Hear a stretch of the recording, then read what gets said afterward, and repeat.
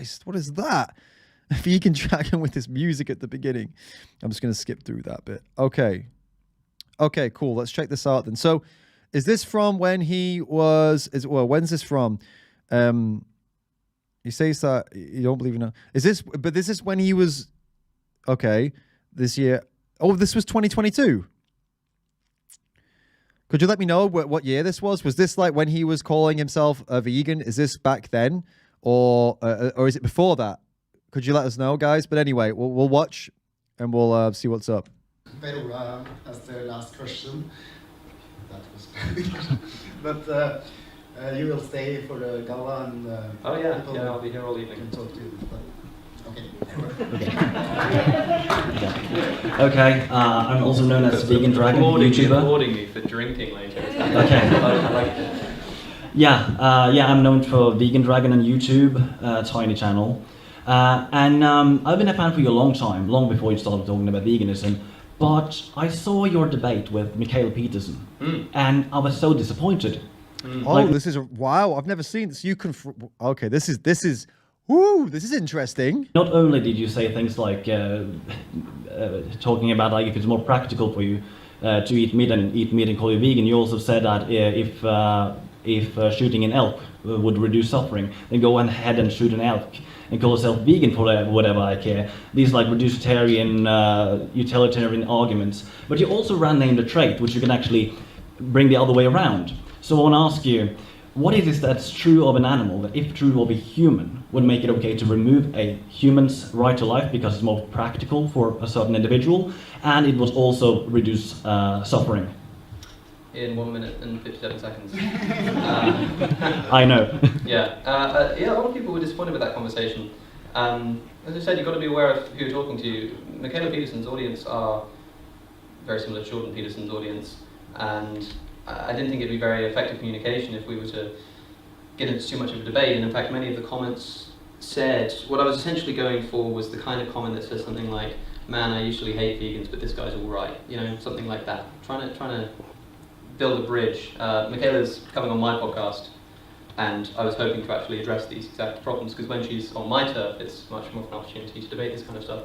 On the name the trait point, so his first point is understandable, and it's an approach that I've taken before as well. But the problem is, if you can go too far down the other way. So it is smart to try to not get into some kind of hardcore vegan debate when the entire audience is not vegan and they don't know anything about veganism.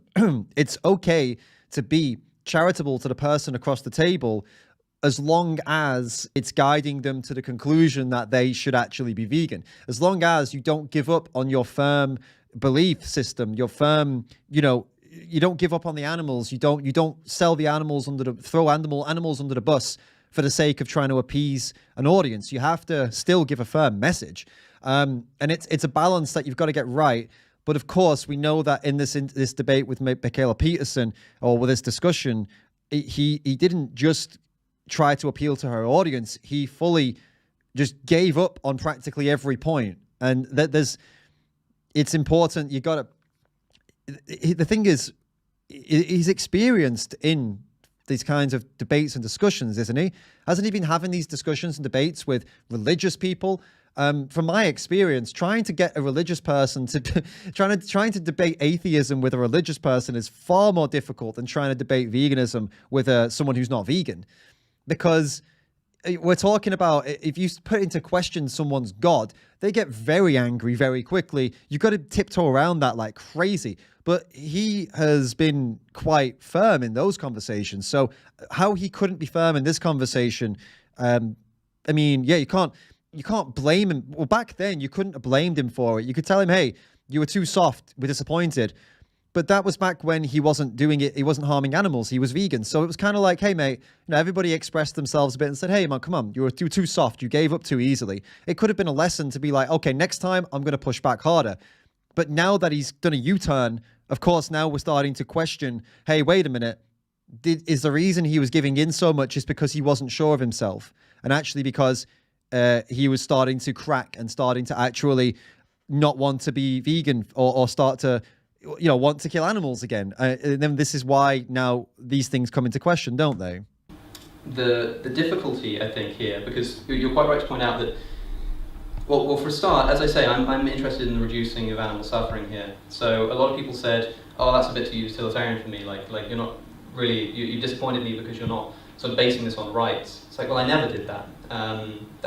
And maybe we just have a disagreement about the nature of ethics. If you think animals have a right to life and it's very important to respect that right more than it's important to reduce suffering or something, I'd love to know how it is that you ground rights. What are rights? Where are they? How do they exist? How does a person get them? What has rights and what don't?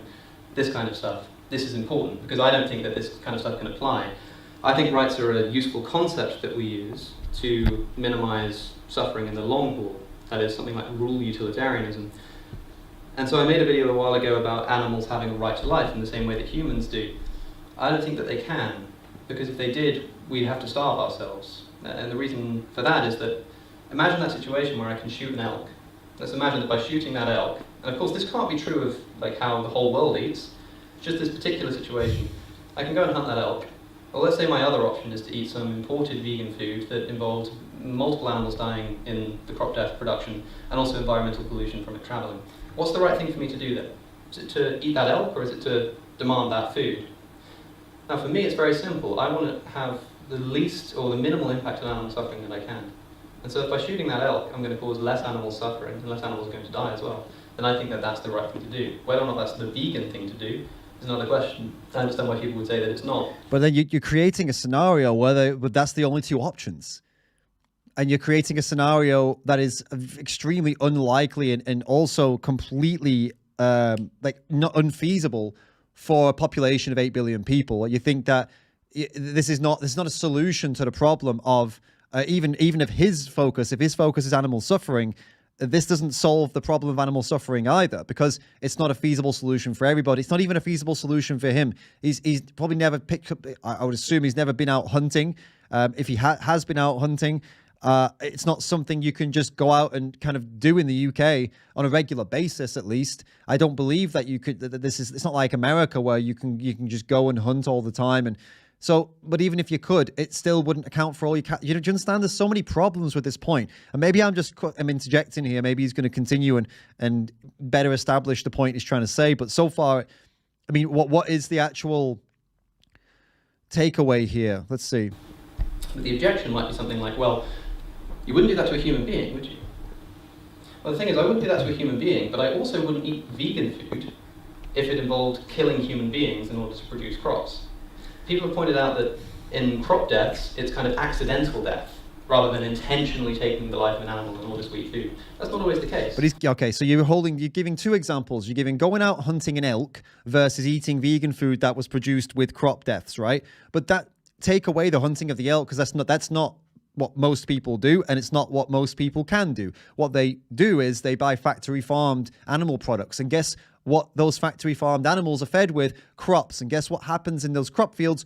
Crop deaths. So there's actually a lot of information out there to show that crop deaths are not even like the initial or most popular information out there says that it's a very high number. Loads of animals die. Then it was found out that actually this was specifically, they were trying to put it on vegetable farming to show vegans are hypocrites, and it was industry propaganda.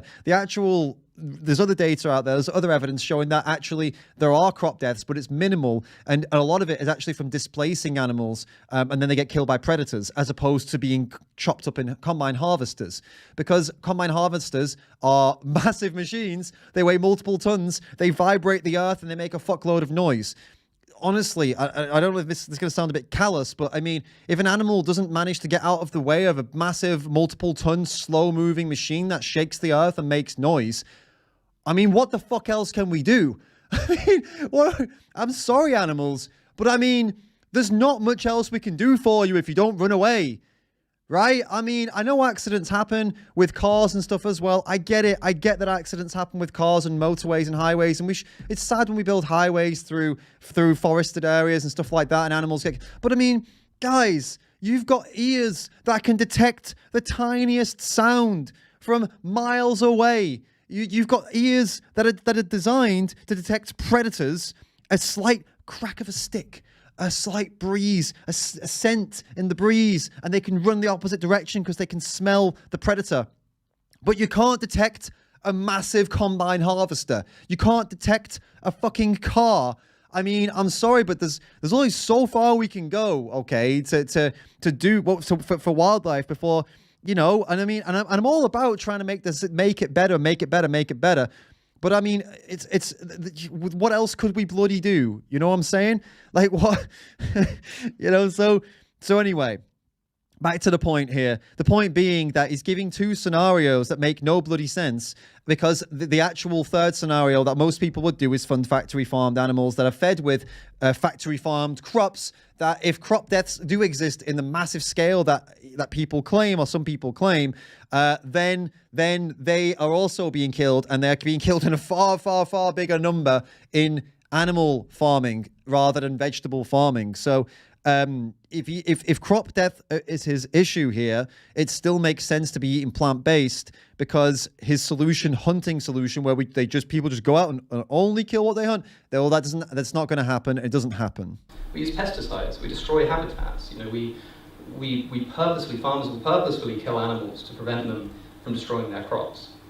And so, if a human being, if the only way for me to eat some crops were for me to go and kill another human being and take their food or something, if that was what was involved in eating food, we've got a choice to make. We either say that human beings have a right to life that we can't violate and therefore we starve ourselves, or we say that we can actually kill that human being because it's a situation of survival. Whichever one you say, I just think you need to be consistent with animals as well. So for me, if there is such thing as a right... Well, hold up a second, because the thing is, there are many human deaths that come from driving a car. So you know for a fact that cars kill people. Do you still jump in a taxi? Do you still jump in a car? Yes, you do. It's the same thing. When a house gets built, do you know how many deaths there are in construction and in building construction? Do they still build buildings? Do they still hire people knowing that some of them are going to get killed? Like, it's statistically, you can put numbers on this. It can be like, I don't know, 1 in 100, 1 in 1,000, whatever, people, somebody will die at some point if you own a construction company.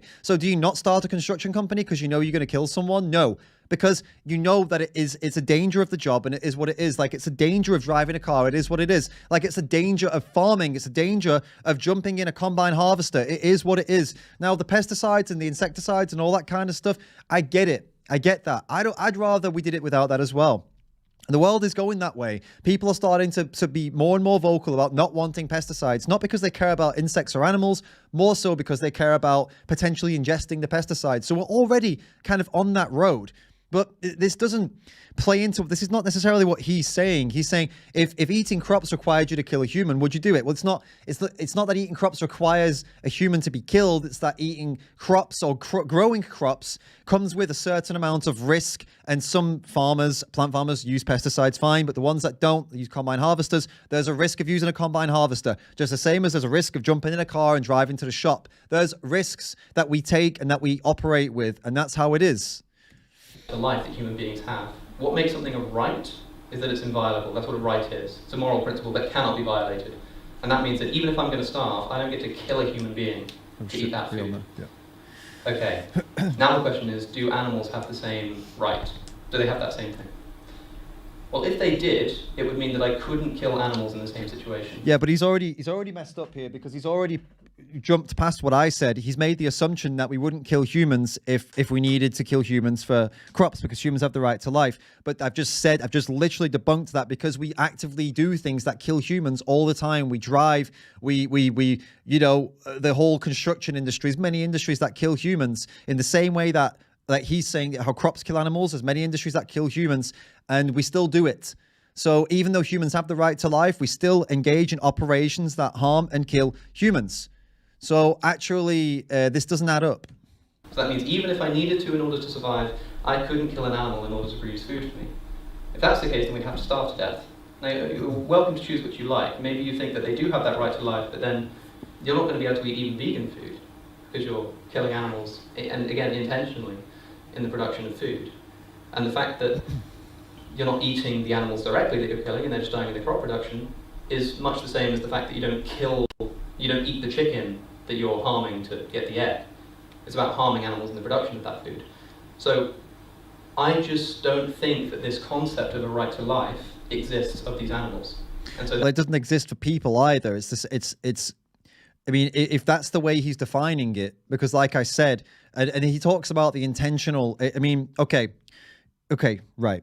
If another human is threatening your food supply, they have a right to life. But if the only way to stop them from threatening your food supply is to kill them, do you kill them? Well, most people would say yes, because they're threatening their right to life doesn't supersede my right to life. And if I don't kill them, I die, right?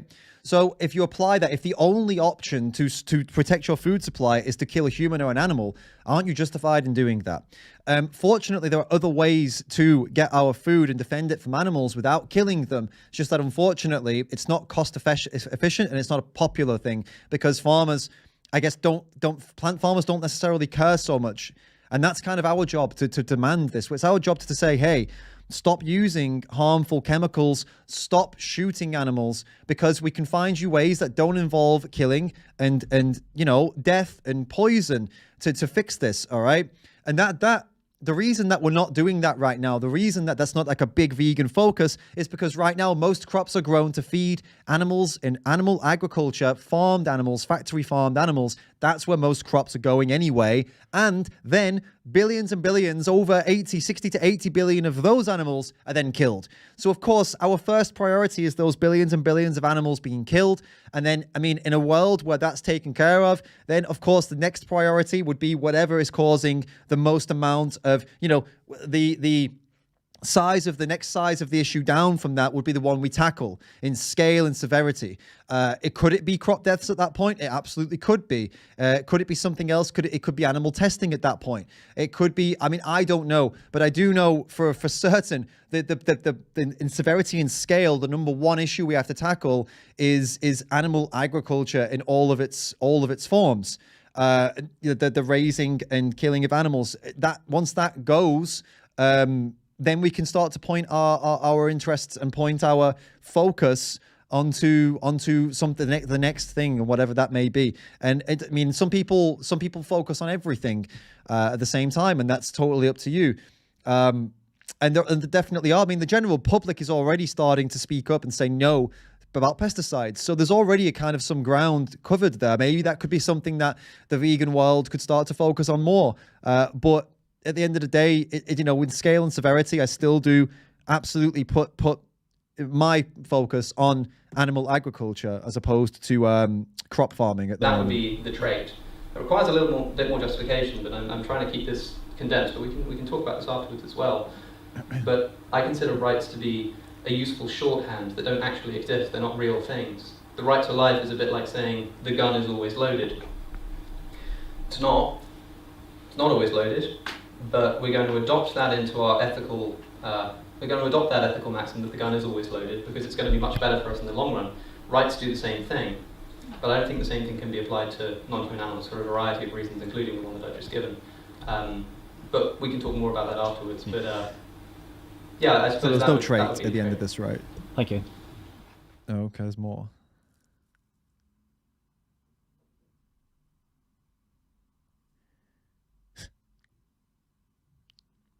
Okay. Is this the end? Did you actually talk to him any more about this? Good video. Well done for that. It's telling about how it went since then, and with this now. What a shame. What a shame with how that went. But yeah, guys, go and subscribe to Vegan Dragon. If you enjoyed that video, go check Vegan Dragon out.